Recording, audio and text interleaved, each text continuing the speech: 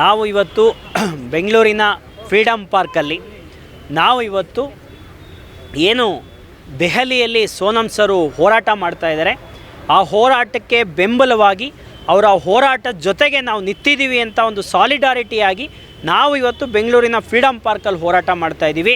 ನೀವೆಲ್ಲ ಕೂಡ ಗಮನಿಸ್ತಾ ಇದ್ದೀರಾ, ಈ ನೀಟ್ ಕ್ವಶನ್ ಪೇಪರ್ ಹಗರಣ ಆಗಿರ್ಬೋದು, ಲಾಸ್ಟ್ ಒಂದು 6-7 ಇಯರ್ಸಿಂದ ಆಗ್ತಾಯಿದೆ. ಯಾವುದಕ್ಕೂ ಅಕೌಂಟಬಿಲಿಟಿ ಇಲ್ಲ. ಇವತ್ತು 21 ಜನ ವಿದ್ಯಾರ್ಥಿಗಳು ಸೂಸೈಡ್ ಮಾಡ್ಕೊಂಡಿದ್ದಾರೆ. ಅದಕ್ಕೆ ಒಂದು ಸಾಂತ್ವನದ ಮಾತು ಕೂಡ ಇಲ್ಲ. ಇವತ್ತು ನೀವು ಗಮನಿಸ್ತಾ ಇದ್ದೀರಾ, ಧರ್ಮೇಂದ್ರ ಪ್ರಧಾನ್ ಅವರ ಒಂದು ಹುಟ್ಟುಹಬ್ಬಕ್ಕೆ ಇವತ್ತು ನಮ್ಮ ದೇಶದ ಪ್ರಧಾನಮಂತ್ರಿಗಳು ವಿಶ್ ಮಾಡೋದಕ್ಕೆ ಟೈಮ್ ಇರುತ್ತೆ. ಆದರೆ ನಮ್ಮ ವಿದ್ಯಾರ್ಥಿಗಳು ಇವತ್ತು ಏನು ಸೂಸೈಡ್ ಮಾಡ್ಕೊಂಡ್ರಲ್ಲ, ಅಥವಾ ಅವ್ರ ಜೊತೆ ಮಾತಾಡೋದಕ್ಕೆ ಟೈಮ್ ಇಲ್ಲ. ನಾವು ಕೇಳ್ತಾ ಇರೋದು ಡಿಮ್ಯಾಂಡ್ ಇಷ್ಟೇ. ಇವತ್ತು ಸೋನಮ್ ಸರ್ ಇವತ್ತು ಒಂದು ಡಿಮ್ಯಾಂಡ್ಗಳನ್ನ ಇಟ್ಟಿದ್ದಾರೆ. ಅವ್ರ ಜೊತೆ ಮಾತಾಡೋಕ್ಕೆ ಸ್ಟಾರ್ಟ್ ಮಾಡಬೇಕು, ಡೆಮೋಕ್ರೆಟಿಕ್ಕಾಗಿ ಇವತ್ತು ಮಾತಾಡೋಕ್ಕೆ ಮೊದಲು ಸ್ಟಾರ್ಟ್ ಮಾಡಬೇಕು. ಹಾಗೆಯೇ ಶಿಕ್ಷಣ ಸಚಿವರು ಇವತ್ತು ರಾಜೀನಾಮೆಯನ್ನು ಕೊಡಬೇಕು. ಹಾಗೆಯೇ ಇಷ್ಟೆಲ್ಲ ಹಗರಣಕ್ಕೆ ಕಾರಣ ಆಗಿರುವಂಥ ನ್ಯಾಷನಲ್ ಟೆಸ್ಟಿಂಗ್ ಏಜೆನ್ಸಿ, ಅದರಲ್ಲಿ ಒಬ್ಬರು ಎಕ್ಸ್ಪರ್ಟ್ ಇಲ್ಲ, ಎಜುಕೇಷನಿಸ್ಟ್ ಇಲ್ಲ, ಒಬ್ಬ ಶಿಕ್ಷಣ ತಜ್ಞರು ಕೂಡ ಇಲ್ಲ.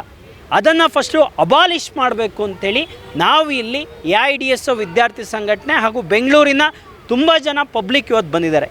ನಾವು ಹೋರಾಟ ಅಲ್ಲ, ಯಾರೋ ಉಪವಾಸ ಮಾಡಿದ್ರೆ ಅದಕ್ಕೆ ಸರ್ಕಾರ ಬೆದರುತ್ತೆ ಅನ್ನೋದು ಅದು ಲಾಜಿಕ್ ಇಲ್ದಿರೋವಂಥ ಪ್ರಶ್ನೆ. ಇವತ್ತು ಸರ್ಕಾರ ನಾವು ಅಕೌಂಟಬಿಲಿಟಿ ಕೇಳ್ತಾ ಇದ್ದೀವಿ. ಇದೊಂದು ಡೆಮೋಕ್ರೆಟಿಕ್ ಕಂಟ್ರಿ. ಇಲ್ಲಿ ಪ್ರಜೆಗಳಿಂದ ಪ್ರಜೆಗಳಿಗೋಸ್ಕರ ಪ್ರಜೆಗಳಿಗಾಗಿ ಅಂತ ಏನಕ್ಕೆ ಇವತ್ತು ಬರೆದಿರೋ ಅಂಥದ್ದು ಕಾನ್ಸ್ಟಿಟ್ಯೂಷನಲ್ಲಿ ಆಗಿರ್ಬೋದು, ಅಥವಾ ಅದು ಯಾಕೆ ಬಂದಿರೋ ಅಂಥದ್ದು. ಇವತ್ತು ಪ್ರಜೆಗಳಲ್ಲೂ ದೇಶದಲ್ಲಿ ಏನಾಗ್ತಾ ಇದೆ ಅನ್ನೋ ಕೇಳೋ ಹಕ್ಕು ಎಲ್ರಿಗೂ ಇದೆ. ಅದನ್ನು ನಾವು ಕೇಳ್ತಾ ಇದ್ದೀವಿ. ಉಪವಾಸ ಮಾಡೋದಕ್ಕೆ ಹೆದರ್ಕೊಳ್ಳೋದಾಗಿದ್ದರೆ ಅವರು ಯಾವತ್ತೋ ಇದಕ್ಕೆ ಸೊಲ್ಯೂಷನ್ ಕೊಡ್ಬೋದಿತ್ತು. ಅವ್ರು ಯಾರು ಹೆದರ್ಕೋತಾ ಇಲ್ಲ, ಹಠಮಾರಿತನ ಧೋರಣೆ ತೋರಿಸ್ತಾ ಇದ್ದಾರೆ. ನೀವು ಉಪವಾಸ ಮಾಡಿ ಬಡ್ಕೊಳ್ಳಿ, ನಾವೇನೂ ಮಾಡೋದಿಲ್ಲ, ನಾವಿರೋದೇ ಹಿಂಗೆ ಅಂತ. ಅದಕ್ಕೆ ಇವತ್ತು ಹೊಡೆತ ಕೊಡೋದಕ್ಕೆ ಈ ದೇಶದ ಯೂತ್ಸು ಸ್ಟೂಡೆಂಟ್ಸು ಎದ್ನಿತ್ತಿದ್ದಾರೆ. ಆ ಕೆಲಸವನ್ನು ಇನ್ನು ಮುಂದೆ ಮುಂದುವರಿಸ್ತಾರೆ. ಕಡಿಮೆ ಆಗಿಲ್ಲ. ನೀವು ಮೀಡಿಯಾದವರೆಲ್ಲ ಕೂಡ ಇವತ್ತು ಗೋರ್ಮೆಂಟ್ ಕೊಂಡ್ಕೊಬಿಟ್ಟಿದ್ದಾರೆ. ಎಲ್ಲ ಮೀಡಿಯಾದವರು ಕೂಡ ಇವತ್ತು ದುಡ್ಡಿನಿಂದೆ ಹೋಗಿದ್ದಾರೆ, TRP ಹಿಂದೆ ಹೋಗಿದ್ದಾರೆ. ಅವರಿಗೆ ರಿಯಲ್ ಇಶ್ಯೂಸ್ ಕಾಣಿಸ್ತಾ ಇಲ್ಲ. ಯಾವಾಗ ಸೋನಮ್ ಸರ್ ಈ 21 ಡೇಸ್ ಉಪವಾಸ ಆಗಿ ಅವ್ರ ಪ್ರಾಣನೇ ಹೋಗುತ್ತೆ ಅಂದಾಗ ಇವಾಗ ಮೀಡಿಯಾದವ್ರು ಓಡಿ ಬಂದು ಒಂದೆರಡು ವರದಿ ಮಾಡ್ತಾಯಿದ್ದಾರೆ.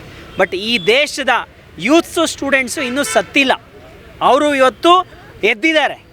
ಈ ಯಾರು ಒಂದು ಮಾತು ಹೇಳ್ತಾಯಿದ್ರು, ಈಗ ಎಷ್ಟೊತ್ತು ಅಂತ ಮೋಸ ಮಾಡೋಕ್ಕಾಗುತ್ತೆ ವಿದ್ಯಾರ್ಥಿ ಯುವಜನರಿಗೆ? ಇನ್ನು ಮುಂದೆ ಮೋಸ ಮಾಡೋಕ್ಕಾಗಲ್ಲ. ಇವತ್ತು ನೀವು ನೋಡಿ, ಇಷ್ಟೊಂದು ಜನ ನಾವು ಯಾರಿಗೂ ಫೋನ್ ಮಾಡಿ ಕರೆದಿಲ್ಲ, ಎಲ್ಲರೂ ಕೂಡ ಅವರೇ ಬಂದಿದ್ದಾರೆ. ಈ ಥರ ಒಂದು ಪ್ರೊಟೆಸ್ಟ್ ಇರುತ್ತೆ ಅಂತೇಳಿ. ಈ ರೀತಿ ಹೋರಾಟ ದೇಶದ ಪ್ರತಿಯೊಂದು ಮೂಲೆಯಲ್ಲೂ ಆಗುತ್ತೆ. ಪ್ರಜ್ಞಾವಂತ ಜನಗಳು ಇವತ್ತು ಎದ್ದೇಳ್ತಾ ಇದ್ದಾರೆ. ಮುಂದೆ ದೊಡ್ಡ ಹೋರಾಟ ಆಗುತ್ತೆ. ಕೇರ್ಲೆಸ್ ಮಾಡ್ತಾ ಇದ್ದಾರೆ. That is their attitude. ಅವರು ಯಾರು ಏನಾದ್ರು ಮಾಡ್ಕೊಳ್ಳಿ, ನಾವು ಇದು ಮಾಡ್ತೀವಿ ಅಂತ ಅದಕ್ಕೆ ಸರಿಯಾಗಿ ಬುದ್ಧಿ ಕಲಿಸ್ತೀವಿ. ಸರ್, ಇವತ್ತು ಏನಾಗ್ಬಿಟ್ಟಿದೆ ಅಂದರೆ ನಿಜವಾದ ದೇಶದ್ರೋಹಿಗಳು ಎಲ್ಲರೂ ಇವತ್ತು ರಸ್ತೆಯಲ್ಲಿದ್ದಾರೆ. ಯಾರು ದೇಶ ಪ್ರೇಮಿಗಳು ಅವರೆಲ್ಲ ಇವತ್ತು ಮನೇಲಿ ಕೂತ್ಕೊಂಡು ಸೋಷಲ್ ಮೀಡಿಯಾ ಸ್ಕ್ರೋಲ್ ಮಾಡಿಕೊಂಡು ಅಲ್ಲಿ ಕಮೆಂಟ್ಗಳು ಹಾಕ್ಕೊಂಡಿದ್ದಾರೆ. ಆಮೇಲೆ ನಿಜವಾದ ಯಾರು ಇವತ್ತು ದೇಶ ಪ್ರೇಮಿಗಳಂತ ಹೇಳ್ತಾ ಇದ್ದಾರೆ, ಅವರು ಇವತ್ತು ದೇವಸ್ಥಾನಗಳೆಲ್ಲ ಕೊಳ್ಳೆ ಹೊಡಿತಾ ಇದ್ದಾರೆ. ಅವರೇ ಕಟ್ಟಿರೋ ದೇವಸ್ಥಾನದಲ್ಲಿ ಇವತ್ತು ದರೋಡೆಗಳು ಮಾಡ್ತಾಯಿದ್ದಾರೆ. ಇವತ್ತು ಅವರೇ ದೇಶದಲ್ಲಿರೋ ಮಕ್ಕಳು ಸೂಸೈಡ್ ಮಾಡ್ಕೊಂಡಿದ್ರೆ ಆ ಸೂಸೈಡ್ಗೆ RIP ಅಂತ ರೆಸ್ಟ್ ಇನ್ ಪೀಸ್ ಅಂತ ಆಗ್ತಾಯಿದ್ದಾರೆ. ಸೊ ಇವತ್ತೆಲ್ಲ ಯಾರು ದೇಶ ಪ್ರೇಮಿಗಳಿದ್ದಾರೆ ಇವರೆಲ್ಲ ಸೋಷಲ್ ಮೀಡಿಯಾದಲ್ಲಿ ಇಲ್ಲ ಯಾವುದೋ ಒಂದು ಪಕ್ಷಕ್ಕೆ ಅನುಯಾಯಿಗಳಾಗಿ ಬಾಳ್ತಾ ಇದ್ದಾರೆ. ಇವತ್ತು ದೇಶದ್ರೋಹಿಗಳು ಅನ್ಸ್ಕೊಂಡವರು ಅಂತ ಯಾರು ಇವ್ರು ಕರಿತಾ ಇದ್ದಾರೆ ಅಂತ ಜನಸಾಮಾನ್ಯರೆಲ್ಲರೂ ಕೂಡ ರಸ್ತೆಯಲ್ಲಿದ್ದಾರೆ. ಪ್ರಶ್ನೆ ಮಾಡ್ತಾ ಇದ್ದೀವಿ. ಇವತ್ತು ಶಿಕ್ಷಣ ಎಲ್ರಿಗೂ ಸಿಗಬೇಕು ಅಂತ ಕೇಳಿದ್ರೂ ನಾವು ದೇಶದ್ರೋಹಿಗಳು. ಇವತ್ತು 20 ಮಕ್ಕಳು ಸೂಸೈಡ್ ಮಾಡ್ಕೊಂಡು ಅಂತ ಕೇಳಿದ್ರು ನಾವು ದೇಶದ್ರೋಹಿಗಳಾಗ್ತೀವಿ.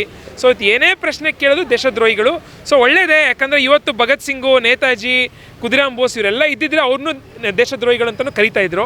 ಸೊ ನಮ್ಮನ್ನು ಕರೀಲಿ, ಭಾಳ ಸಂತೋಷ. ಸೊ ಇವತ್ತು ನಾವೆಲ್ಲ ಪ್ರಶ್ನೆ ಮಾಡ್ತೀವಿ, ಹೋರಾಟಗಳು ಮಾಡ್ತೀವಿ. ಆಮೇಲೆ ಇವತ್ತು ನೋಡಿ, ಈ ವಿಡಿಯೋ ಕಮೆಂಟ್ ಬಾಕ್ಸಲ್ಲಿ ಹಾಕ್ತಾರೆ, ಇವರೆಲ್ಲ ಕಾಂಗಿಗಳು, ಕಾಂಗ್ರೆಸ್ ಏಜೆಂಟ್ಸ್ ಅಂತ ಹಾಕ್ತಾರೆ ಬಂದು. ಸೊ ನಾವು ಕಾಂಗ್ರೆಸ್ ವಿರುದ್ಧ ಕೂಡ ಹೋರಾಟ ಮಾಡಿದ್ದೀವಿ. ಇವಾಗ ಕರ್ನಾಟಕದಲ್ಲಿ KPS ಶಾಲೆಗಳು ಮುಚ್ಚಾಕಿದ್ದಾರೆ, ಅದು ವಿರುದ್ಧನೂ ಹೋರಾಟ ಮಾಡ್ತಾಯಿದ್ದೀವಿ. ದೇಶದಲ್ಲಿ ಏನೇ ಸಮಸ್ಯೆ ಆದರೂ ಹೋರಾಟ ಮಾಡ್ತೀವಿ, ಇದನ್ನು ಹೋರಾಟ ಮಾಡ್ತಿದ್ದೀವಿ. ಸೊ ಒಳ್ಳೆಯದು, ನಮ್ಮನ್ನು ನೀವು ಆ್ಯಂಟಿ ನ್ಯಾಷನಲ್ ಅಂತ ಕರೆದಷ್ಟು ಇನ್ನೂ ಒಳ್ಳೆಯದು. ಅದು ನಿಜವಾಗ್ಲೂ ಇವತ್ತು ದೇಶದಲ್ಲಿ ಇರುವಂಥ ಪ್ರಜ್ಞಾವಂತ ಜನರು ಯಾರಿಗೆ ನಿಜವಾಗ್ಲೂ ಶಿಕ್ಷಣ ಸಿಕ್ಕಿದೆ ಅವರೆಲ್ಲ ರಸ್ತೆಗೆ ಬರ್ತಾರೆ. ಈ ಸರ್ಕಾರನ ಖಂಡಿತವಾಗ್ಲೂ ಬುಡಮೇಲೆ ಮಾಡ್ತಾರೆ ಅಂತ ನಾನು. ಸೊ ಅದನ್ನು ಹೇಳ್ತಾರೆ ಖಂಡಿತ. ಇವಾಗ NTA ಅಂತ ಏನು ಎಕ್ಸಾಮ್ ಕಂಡಕ್ಟ್ ಮಾಡ್ತಾರೆ, ಅಲ್ಲಿ ಒಳಗಡೆ ಇರೋರೇ ಲೀಕ್ ಮಾಡಿದ್ದಾರೆ. ಈ ಟೈಮ್ ಏನೋ ಬೈ ಚಾನ್ಸ್ ಗೊತ್ತಾಗೋಗ್ಬಿಟ್ಟಿದೆ. ಇದ್ರ ಹಿಂದೆ ಎಷ್ಟಾಗಿತ್ತು ಅಂತ ಗೊತ್ತೇ ಇಲ್ಲ. ಒಂದೇ ಮನೆಯಲ್ಲಿ ಒಂದೇ ಕುಟುಂಬದವರು 9 ಜನ ಹೋದ ವರ್ಷ ಕ್ಲಿಯರ್ ಆಗಿದ್ರಂತೆ. ಅದನ್ನು ತನಿಖೆ ನಡೀತಿದೆ, ಅದ್ರ ಬಗ್ಗೆ ಎಲ್ಲೂ ಏನೂ ಡೇಟಾ ಇಲ್ಲ. ಅಂದರೆ ಹೋದ ವರ್ಷನೂ ಲೀಕ್ ಆಗಿದೆ, ಪ್ರತಿ ವರ್ಷನೂ ಲೀಕ್ ಆಗಿದೆ. ನಾನೊಬ್ಬ ಟೀಚರು ಟ್ಯೂಷನ್ಗೆ ಇವತ್ತು ನೀಟು NTA ಬಂದಿರೋದೇ ಟ್ಯೂಷನ್ ಮಾಫಿಯಾ. ಇವತ್ತು ಎಷ್ಟು ಖರ್ಚು ಮಾಡಬೇಕು ಅಂದರೆ ನೀವು ನೀಟ್ ಕ್ಲಿಯರ್ ಆಗೋಕ್ಕೆ ಲಕ್ಷಾಂತರ ರೂಪಾಯಿ ಖರ್ಚು ಮಾಡಬೇಕು. ಖರ್ಚು ಮಾಡಿ ಡಾಕ್ಟರ್ ಆಗೋದು. ಬಡ ಮಕ್ಕಳು, ಫಸ್ಟ್ ಜನ್ರೇಷನ್ ಮಕ್ಕಳು ಇವತ್ತು ಖಂಡಿತ ಡಾಕ್ಟರ್ ಆಗೋಕ್ಕೆ ಆಗೋದೇ ಇಲ್ಲ. ಯಾಕಂದರೆ ಇವರೆಲ್ಲನೂ ಇವತ್ತು ದುಡ್ಡಿಗೆ ಮಾರಿಬಿಟ್ಟಿದ್ದಾರೆ. ಸೊ ಅಲ್ಲಿ ಈ NTA ಮತ್ತು ನೀಟ್ ಇದನ್ನು ಫಸ್ಟ್ ಅಬಾಲಿಷ್ ಮಾಡಬೇಕು. ಅಲ್ಲೇ ಸಮಸ್ಯೆ ಇದೆ. ಅದನ್ನು ಇವರು ಮಾಡೋದು ಬಿಟ್ಟು ನಡ್ಕೊಂಡು ಹೋಗಿದೆಯಲ್ಲ, ಆಯಿತು 20 ಜನ ಸತ್ತೋಗಿದ್ದಾರಲ್ಲ, ಅದ್ರ ಬಗ್ಗೆ ಒಂದು ಸ್ವಲ್ಪ ಆದರೂ ಕಣಕರಿ ಇದೆಯಾ BJP ಸಪೋರ್ಟರ್ಸ್ಗಳಿಗೆ? ಅವ್ರು ಮಾತಾಡ್ತಾರಾ? ಅದ್ರ ಬಗ್ಗೆ ಏನಾದ್ರು ಪ್ರಶ್ನೆ ಕೇಳ್ತಾರಾ? ಅಟ್ಲೀಸ್ಟ್ ಒಂದು ಪೋಸ್ಟ್ ಹಾಕ್ತಾರಾ, ಅವ್ರು ಸತ್ತೋಗಿದ್ದಾರಲ್ಲ, ಅವ್ರ ಜೊತೆಗೆ ನಾವು ಇದೀವಂತ. ಇವತ್ತು ಜಂತರ್ ಮಂತರದಲ್ಲಿ 17 ಜನ ಯಾರು ಸತ್ತೋಗಿದ್ದಾರೆ ಮಕ್ಕಳು, ಅವ್ರ ಅಪ್ಪ ಅಮ್ಮಂದಿರು ಅಲ್ಲೇ ಇದ್ದಾರೆ, ಅಲ್ಲೇ ಟೀ ಕೊಡ್ತಾ ಇದ್ದಾರೆ, ಅಲ್ಲೇ ಮಲ್ಕೊಂಡಿದ್ದಾರೆ, ಅಲ್ಲೇ ಊಟ ಹಂಚ್ತಾ ಇದ್ದಾರೆ. ಅವ್ರ ಬಗ್ಗೆ ಯಾವುದು ನಯಾ ಪೈಸಾ ಮರ್ಯಾದೆ ಇದೆಯಾ ನಿಮಗೆ? ಸೊ ಹಂಗಾರೆ ಆಮೇಲೆ ಇವರು ಹೇಳ್ತಾರೆ ಇವರೆಲ್ಲರೂ ಯಾರು? ಎಲ್ಲರೂ ಹಿಂದೂಗಳೇ, ಮತ್ತೆ ಹಿಂದೂ ಅಂತ ಎಲ್ಲರೂ ಹಿಂದೂಗಳೇ ಸತ್ತೋಗಿರೋದು. ಅದಕ್ಕಾದ್ರೂ ನಿಮ್ಮ ಕಾಳಜಿ ಇದೆಯಾ?